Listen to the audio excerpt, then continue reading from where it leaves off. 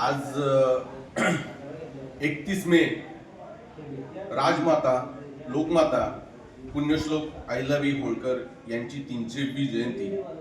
या जयंतीनिमित्त आम्ही खेडचे भारतीय जनता पार्टीचे कार्यकर्ते तसेच दापोलीचे मंडणगडचे असे 3 तालुक्यांचे कार्यकर्ते आज या देवाचा डोंगर या गावी आलोय आणि या गावी आल्यानंतर ऐतिहासिक अशा शंभूदेवाच्या मंदिराचं आम्ही दर्शन घेतलं।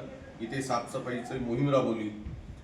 आज खूप महत्त्वाचा दिवस आहे की पुण्यश्लोक राजमाता अहिल्याबाई होळकर यांची आजची जयंती आहे आणि अहिल्याबाई होळकर ह्या शिवभक्त होत्या, ह्या शिवाच्या प्रचंड भक्त होत्या आणि त्यानुसार आज ह्या अहिल्या डोंगराचा आपला देवाचा डोंगर या ठिकाणी आम्ही शिव मंदिराची व पिंडीची आम्ही तशी अभिषेक केला। आज म्हणजे आज खूप बोलण्यासारखं बरंच काही आहे, पण आज देवाचा डोंगर हे गाव निवडण्यामागचं कारण म्हणजे आपण बघाल की हे गाव असं आहे की 4 तालुके आणि 2 जिल्ह्यामध्ये विभागलेलं गाव आहे। म्हणजे या जिल्ह्याची या गावाची परिस्थिती अशी आहे की कोणतेही विकास काम गावांनी मिळून एकत्र करायचं ठरवलं तरी एखाद्या गोष्टीसाठी रत्नागिरी जिल्ह्यात जावं लागतं, एखाद्या गोष्टीसाठी त्यांना अलिबागच्या जिल्हा परिषदेमध्ये जावं लागतं, एखाद्या गोष्टीसाठी त्यांना दापोली पंचायत समितीमध्ये जावं लागतं, एखाद्या विकास कामासाठी खेडच्या पंचायत समितीत जावं लागतं, एक वाडी अशी आहे की त्यांना पोलादपूरच्या पंचायत समितीत जावं लागतं महाडला, तशीच एक पंचायत समिती अशी आहे की त्यांना मंडणगडला जावं लागतं। म्हणजे 950 लोकवस्तीचं हे धनगर समाजाचं गाव।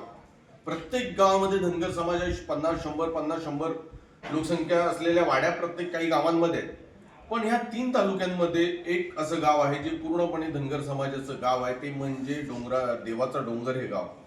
आणि ह्या गावामध्ये विकासात्मक कामं होणं हे खूप आव्हानात्मक होतं, कारण 2 जिल्हे आणि 4 तालुक्यांमध्ये हे विभागलं गेले आणि खूप अडचणीचा सामना आज इथल्या देवाच्या डोंगरचे आमचे धनगर वाडीतले वासी ग्रामस्थ करतायत। तर आम्ही त्यांना सगळ्यांच्या वतीने आम्ही त्यांना आश्वस्त करतो की याच्या पुढे एखाद्याचं विकासात्मक काम असेल किंवा कोणत्याही गोष्टीचं हे असेल तर त्याला 100% भारतीय जनता पार्टीचे कार्यकर्ते हे सहकार्य करतील। जेवढा निधी आणता येईल तेवढा निधी चांगल्या पद्धतीने आणू आणि ह्या पुढे आज ही सुरुवात म्हणजे प्रत्येक गावामधलं धनगर समाज हा विकसित व्हावा। कारण प्रत्येक गावामध्ये तुम्ही बघाल की धनगर समाज हा अतिशय डोंगराळ भागात राहतो। जर विकासाची सुरुवात तिथून झाली तर गावाच्या पायथ्यापर्यंत तो विकास चांगल्या पद्धतीने होऊ शकतो। त्याच्यामुळे जिथून मूळ धनगर समाज आहे, जिथं धनगर वाड्यात तिथं विकास होणं गरजेचं आहे।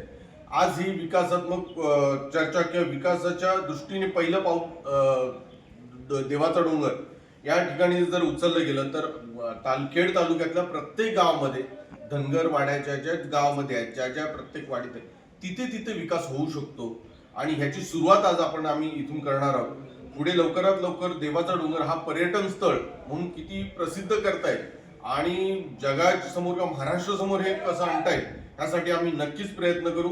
आज अहिल्याबाई होळकर यांच्या जयंतीनिमित्त आम्ही सर्व कार्यकर्ते पदाधिकारी इथे ग्रामस्थ आम्ही सगळे जमलेले आहोत आणि आज आमची सखोल चर्चा करू आणि ह्यानंतर कोणताही विकासात्मक गोष्ट असेल तर धनगर समाजाला बरोबर भावासारखं घेऊन त्या गोष्टीवरती आम्ही चर्चा करू। एवढंच मी इथे सांगतो। धन्यवाद।